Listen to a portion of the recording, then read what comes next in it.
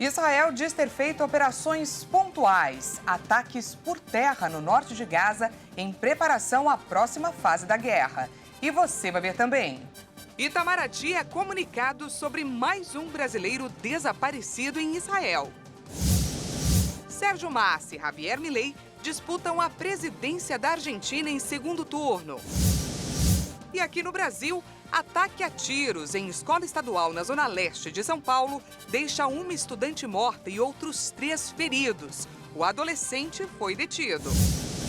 E ainda, indefinição sobre a desoneração da folha de pagamento impacta no planejamento das empresas.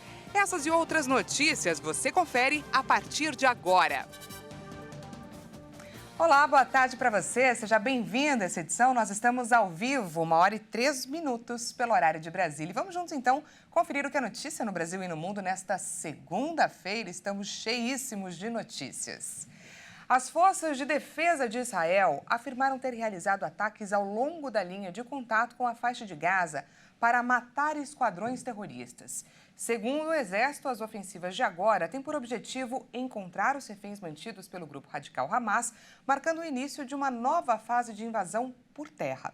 Até o momento se fala em mais de 6.400 mortes, 5.087 do lado palestino e 1.402 israelenses. Vamos conferir juntos um balanço da guerra.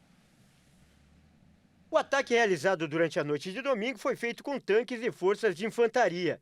E segundo as forças de defesa de Israel, essas ofensivas são uma preparação para a próxima fase da guerra, que inclui uma incursão terrestre nos próximos dias. São ataques que vão mais longe, na linha de contato. Um tanque e 2 escavadeiras foram destruídos na operação, segundo o Hamas, que também informou que soldados israelenses teriam deixado seus veículos e fugido a pé para o leste da cerca.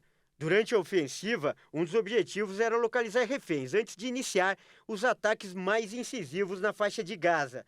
Segundo as autoridades israelenses, os ataques aéreos nas últimas 24 horas atingiram centenas de alvos terroristas em Gaza, incluindo uma rede de túneis usada pelo Hamas. O ataque por terra aconteceu horas depois de Israel ter pedido mais uma vez que os habitantes de Gaza se deslocassem para o sul do território. O norte tem sido o foco dos bombardeios. E o terceiro comboio de ajuda humanitária entrou em Gaza nesta segunda-feira, vindo pelo Egito, pela conhecida fronteira de Rafah. O território tem sido alvo de uma série de ataques nas últimas horas. Este é o terceiro comboio a ter acesso ao território palestino cercado por Israel como parte de sua guerra contra o Hamas. Os caminhões atravessaram a passagem de Rafah depois que 34 veículos entraram em Gaza no sábado e domingo, segundo uma fonte do Crescente Vermelho que pediu anonimato. Dezenas de pessoas morreram em bombardeios israelenses nesta segunda-feira na faixa de Gaza.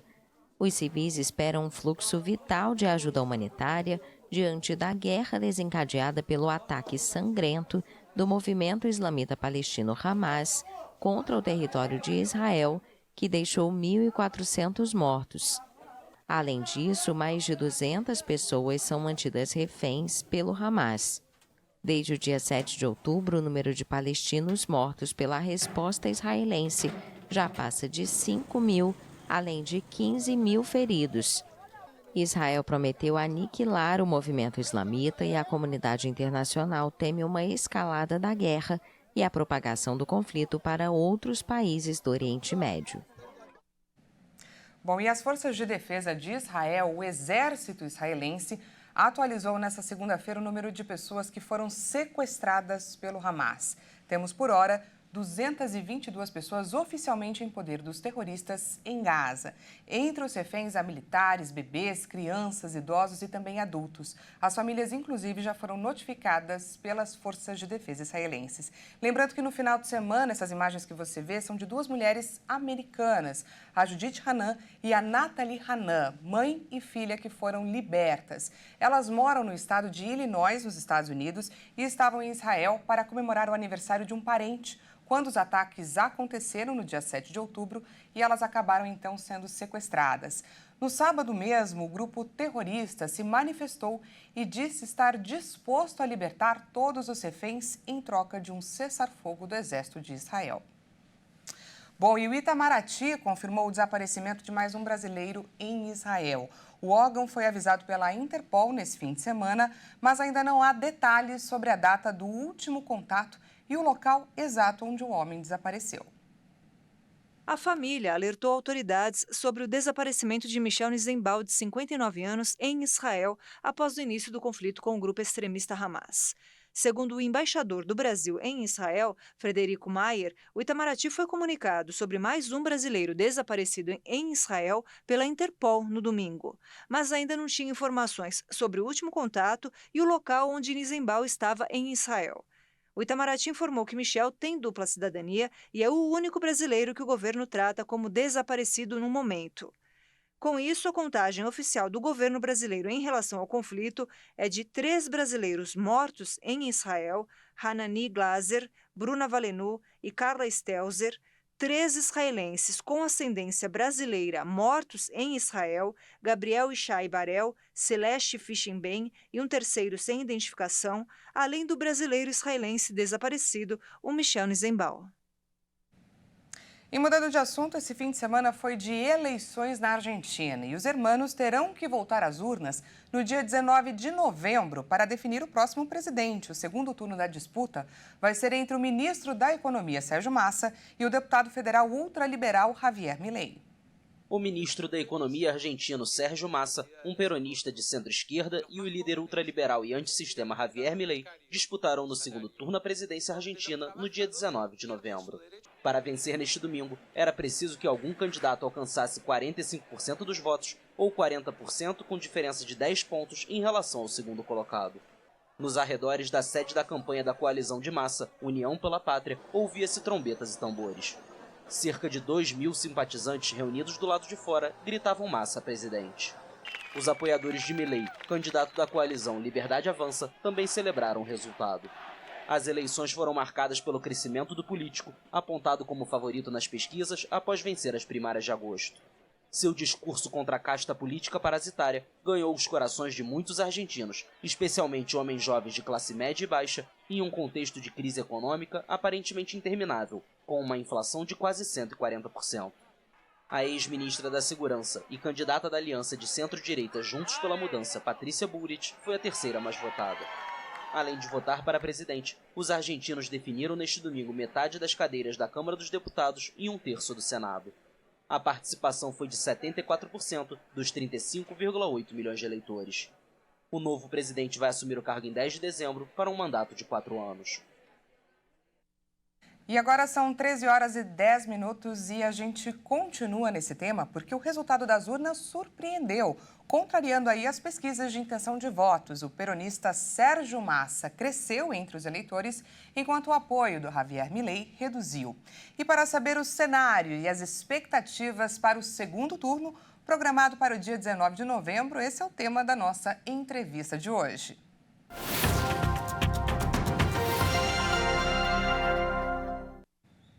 Chamo então para a nossa conversa Márcio Coimbra, que é presidente do Instituto Monitor da Democracia. Seja bem-vindo, Márcio. Muito obrigada pela sua disponibilidade. Eu que agradeço o convite, é uma satisfação enorme estar aqui conversando com vocês. Márcio, primeiro comenta para a gente o resultado dessa eleição. Que revelação que a gente recebe da população nesse primeiro turno? Na verdade, a gente vê um equilíbrio e, de qualquer forma, um caminho para o centro. Tanto Sérgio Massa quanto Javier Milei terão que caminhar para o centro para tentar vencer as eleições do segundo turno. Então, o recado que a gente recebeu das urnas é que tudo aquilo que era extremista demais foi rechaçado pelas urnas na Argentina. Ou seja, vai se buscar num segundo turno a possibilidade de você fazer um caminho ao centro, seja com Massa pela esquerda, ou seja também com Milei pela direita. Então, a gente vai ver provavelmente todos tentando buscar o capital político de Patrícia Bullrich, que ficou pelo caminho, que são esses 23%. Pois é, eu queria exatamente que você falasse sobre essa expectativa aí para o segundo turno. Imagino que quem tiver um remédio mais eficaz para lidar com a inflação na casa dos 140% é que deve levar, não é? Qual o candidato que tem, de fato, mais chances de explorar essa fatia dos eleitores, Márcio? Na verdade, o que a gente vê é que dentro desse cenário que você desenhou muito bem, o Milei teria muito mais chances, porque afinal de contas, o Massa é o ministro da Economia e é um dos responsáveis pela economia argentina estar desta forma, estar com esse desempenho hoje. Afinal de contas, ele é a pessoa que manda na economia da Argentina, né? E Javier Milei é um economista e é alguém antissistema.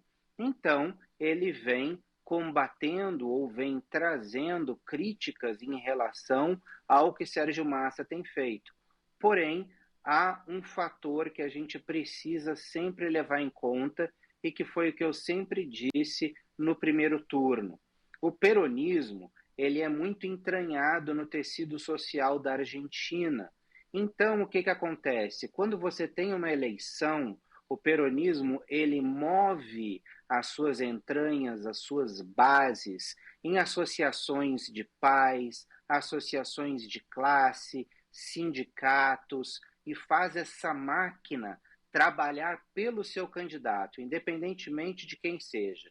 Então, o Massa, ele teve um pouco mais do que as pesquisas mostravam, porque a máquina do Partido Justicialista começou a trabalhar por ele no dia da eleição. Então, o que acabou acontecendo? Sempre uma subida de 2 a 3 pontos acima do que se esperava. E a gente pode esperar isso para o segundo turno, Dani. Se chegar os dois empatados, Massa leva. Para que Milei vença, ele precisa chegar com uma margem confortável. Porque, como eu disse, a máquina do Partido Justicialista pode fazer Massa vencer essa eleição ali na reta final. E, Márcio, a gente não tem mais muito tempo, mas eu gostaria que você pontuasse para a gente de que forma as eleições na Argentina devem impactar a gente aqui no Brasil. Olha, o governo brasileiro já mostrou claramente o seu apoio ao Sérgio Massa, que é o candidato do Partido Justicialista, ou seja, do peronismo. Então, a gente acredita que, de qualquer forma, não importa qual seja o resultado, nós temos relações robustas econômicas entre Brasil e Argentina que não serão rompidas por um presidente ou por uma política, até porque Javier Milei, se chegar à presidência, ele precisa de maioria no Congresso para questionar o Mercosul, para derrubar algumas barreiras, e não vai ser da noite para o dia que a gente vai ter essa relação econômica abalada. A gente vai ter, sim, se Milei ganhar, uma relação política abalada entre Lula e Javier Milei. Agora, a relação econômica entre os dois países, não importa quem vença, eu tenho certeza que permanece sólida. Tá certo, nós conversamos com Márcio Coimbra, presidente do Instituto Monitor da Democracia. Muito obrigada, Márcio, pela sua participação. Eu que agradeço. Muito obrigado. Até mais.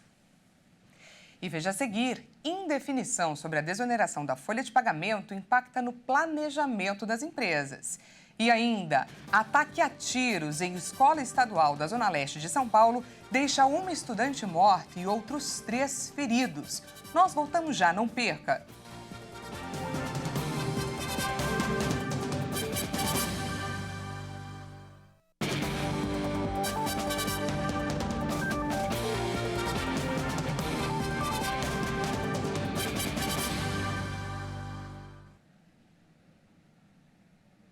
Seja bem-vindo mais uma vez, nós estamos de volta e ao vivo, 1h18 pelo horário de Brasília. Voltamos com mais destaques internacionais desta segunda-feira. A polícia da Espanha recuperou em Madrid joias pertencentes ao patrimônio histórico da Ucrânia que seriam vendidas de forma ilegal. As 11 peças de ouro são avaliadas em mais de 60 milhões de euros, ou 323 milhões de reais na cotação atual. A investigação começou quando agentes da Polícia Nacional tomaram conhecimento de que uma série de joias de ouro de grande valor histórico e econômico, provenientes da Ucrânia, seriam vendidas por um cidadão ucraniano residente em Madrid. As peças, que saíram da Ucrânia antes de 2016, após uma exposição em Kiev, foram roubadas e exportadas ilicitamente e seriam vendidas em Madrid de maneira clandestina. Em um comunicado, a polícia detalha que, além de recuperar as joias, os agentes prenderam 5 pessoas e desarticularam uma rede criminosa dedicada ao tráfico ilícito de bens culturais procedentes da Ucrânia. 3 detidos são espanhóis e 2 ucranianos. As peças pertencem à cultura greco-cita dos séculos 8 e 9 a.C. e estão sendo examinadas por organismos especializados na Espanha. E a gente agora olha para o nosso Brasil para falar sobre os nossos problemas domésticos, que não são poucos. A indefinição sobre a desoneração da folha de pagamento em 17 setores da economia impacta no planejamento das empresas. O benefício só vale até o dia 31 de dezembro deste ano. Mas a proposta paralisada no Congresso propõe prorrogar o prazo até 2027.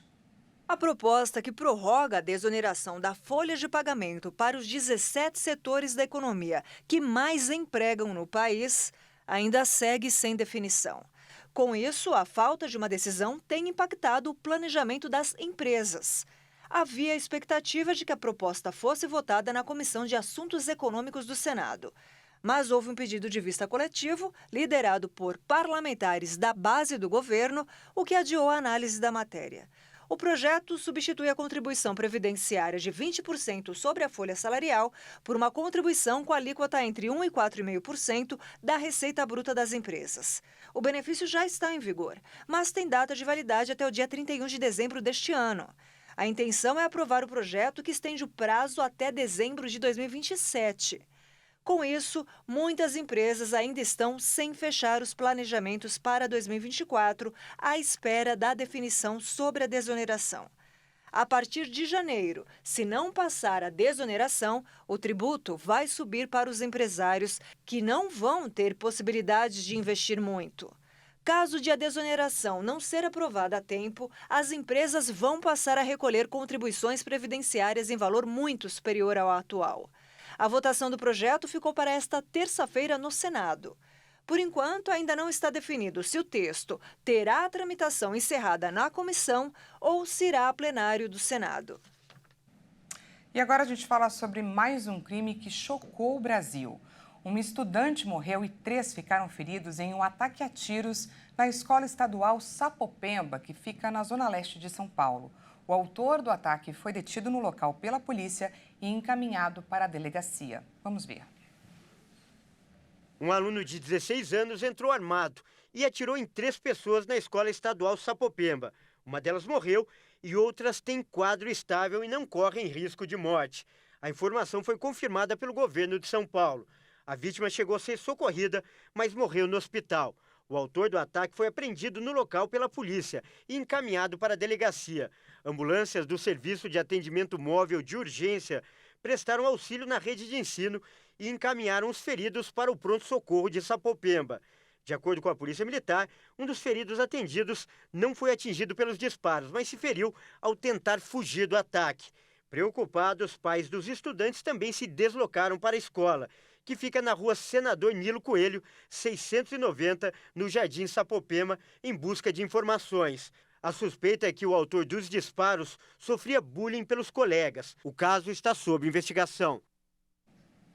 Por meio de nota, o governo de São Paulo disse que, neste momento, a prioridade é o atendimento às vítimas e apoio psicológico aos alunos, aos profissionais da educação e familiares. O ministro da Justiça, Flávio Dino, expressou solidariedade pelo caso e disse que o Laboratório de Crimes Cibernéticos foi acionado para auxiliar a Polícia de São Paulo a aprofundar as investigações. E a gente acabou de ver essa notícia triste sobre mais um ataque a mais uma escola. E a juventude é uma das grandes preocupações aqui da Igreja Internacional da Graça de Deus. Por isso, o Ministério Jovens que Vencem, o JQV e JQV Teens, desenvolve um trabalho especial para esse público. E no último sábado, inclusive, aconteceu o culto Sunset for Jesus. E o repórter Leonardo Félix mostra pra gente como foi esse grande evento. Cadeias quebrar, cadeias quebrar. Em meio a uma sociedade que prega o individualismo, o culto aos prazeres do mundo e a falta de amor ao próximo, qual é a maior dificuldade do jovem cristão na atualidade?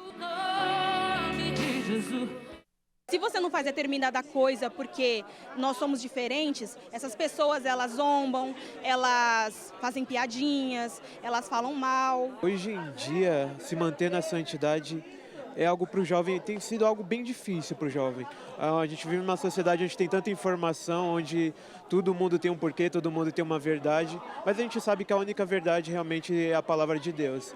Jovens e adolescentes da Grande São Paulo vieram à sede da Igreja Internacional da Graça de Deus, no centro da capital paulista, para buscar transformação. Eles querem renunciar à vontade humana e ceder à vontade de Deus em seu dia a dia para viver em santidade. Com o tema Liberte-se de Si, o Ministério Jovens que Vencem, com a participação dos Jovens que Vencem Teens, realizou o encontro Sunset for Jesus. Que você possa fazer essa canção uma adoração única ao Espírito Santo. Quem fez a abertura da reunião foi o missionário R.R. Soares, líder da Igreja da Graça. O segredo da gente é a gente se guardar. Vem alguém com droga, não, eu não vou para essas coisas. Vem alguém com outras coisas sujas, não, eu não vou, eu sou de Deus. Eu vou ter um futuro bonito. E todo dia ler a Bíblia, orar, se preparando, porque Deus vai dirigir você. Amanhã você vai estar tão forte quanto os adultos são, mas não vai estar tão fraco como muitos deles são, dominados pelas drogas, pela prostituição, pelo roubo, na penitenciária. Ao contrário, você vai ter um futuro muito lindo. O pastor Jaime de Amorim Campos, líder estadual da Igreja Internacional da Graça de Deus em São Paulo, orou pelo fim do conflito entre árabes e israelenses. Nós oramos pela paz de Jerusalém, oramos pela paz em Israel, oramos pela salvação dos palestinos também, porque a vontade do Senhor é que todo homem seja salvo e que a bênção do Senhor chegue a essas nações, porque é certo que essas coisas acontecerão, guerras, rumores de guerras, mas nós olhamos para Ti e o nosso socorro, ele vem do Senhor. E todos digam amém. Glória a Deus, Jesus é bom. Tayane Arruda, líder do JQV Teens, fez a pregação da palavra de Deus. A dependência emocional está totalmente ligada ao pecado da idolatria. E muitas pessoas não pensam sobre isso. As causas emocionais também são causas espirituais. E qualquer cadeia no nome de Jesus, ela se quebra. Porque o Senhor Todo-Poderoso tem o poder realmente para tirar qualquer ídolo que você tenha colocado no seu coração no lugar de Deus. Então eu queria que você pensasse aquilo que você está idolatrando hoje. O pastor Vanderlei Aprígio, líder do JQV em São Paulo, falou sobre o evento. Para a gente se aproximar de Deus, a gente não pode ficar preso em nada, né? E todos os jovens aqui, nós fizemos um apelo, todos os jovens vieram à frente, né? Teve jovens que voltaram para Jesus, jovens que foram batizados com o Espírito Santo. Foi lindo mesmo. E tudo que era todo, Jesus endireitou.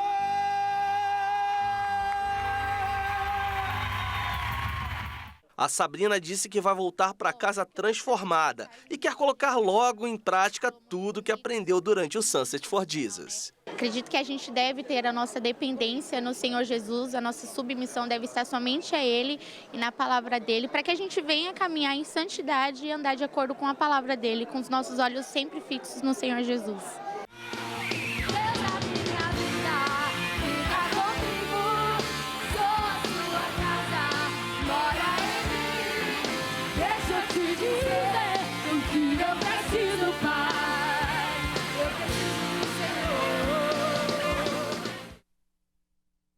É isso aí, a Igreja Internacional da Graça de Deus preparando os jovens para o futuro.